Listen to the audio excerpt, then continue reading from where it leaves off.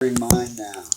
In 1847, 1863, 1865, 1905, 1968, my draft resistor days, or 2013. It occurs to me that Iraq and Afghanistan are like Alabama and Louisiana in one way. They are places far away with, quote, terrible governments that we think we can fix. In that alone, they are created equal. End parentheses. In that poor blonde sergeant's pocket was a square, small, pink silk pouch. He had no identification, though he raved of the Apalachicola and his girl. The shrapnel had blown away all his other pockets.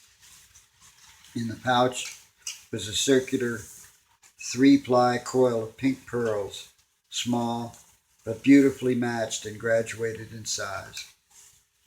At each end of the necklace, tiny pearls ended in a tiny gold clasp, shaped like a dragon's head. Twined around the coil, looking like a sort of wreath, was a lock of golden hair.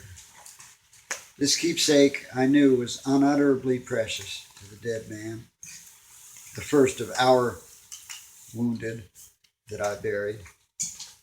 Never mind the days on the battlefield with a spade and a cloth over my nose and too much rye whiskey, or the days downtown with Union wounded and the dirty looks. Yes, he was ours, and I vowed to myself to respect him and her, whoever the gold hair was given by. So I used the pearls to escape, one by one, to railroad agents, hotel keepers, stagecoach drivers, ship's captains. I traded them for miles from war. Yet madness kept following me. The proa took all but the last 3 pearls. When Lolo asked, I had just 3 pearls left and one of the dragon clasps. One stagecoach wouldn't take pearls, and it was real dry and cold there. I had to get out.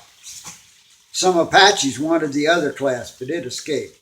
Too long a story already. Sorry. So I gave Lolo 1 pearl, the largest like a fat pea of the pearls. Soon I saw Lulu and Lolo playing with it. The other girls kept trying to steal it, much giggling. A moo-mooed Lulu gave me a long kiss. She would have given more. Kath watched, smiling. Privacy was short on that tub of toads. Then I got a call to visit the captain. Of course, I had to go.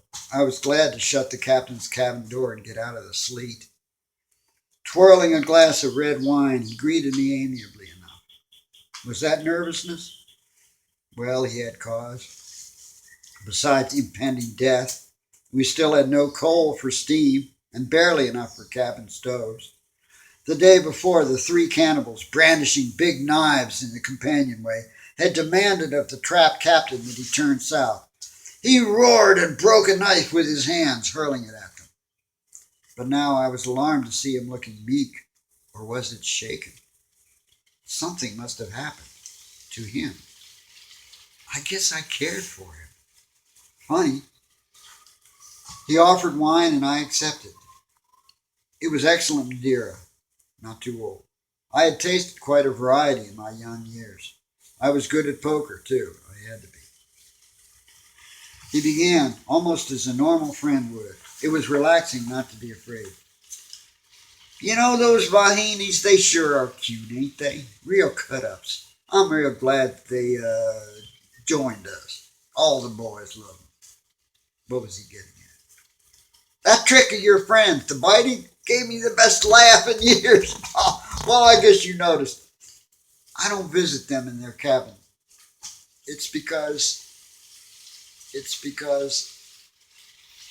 I had never seen him so ill at ease. It was like he was blowing on his hard clinker of a heart, trying to warm it, to tell me, or ask something. Well, fucking makes me weak for battle. But he turned his head and spat as if he were lying. And I just remembered my wife. My heart is large. I'm sorry, I said, resisting the urge to pry further. Even scoundrels can suffer. That would do as a subtitle for this novel, by the way. Even scoundrels can suffer. His look of hope seemed to say he could go on now. Well, it's this.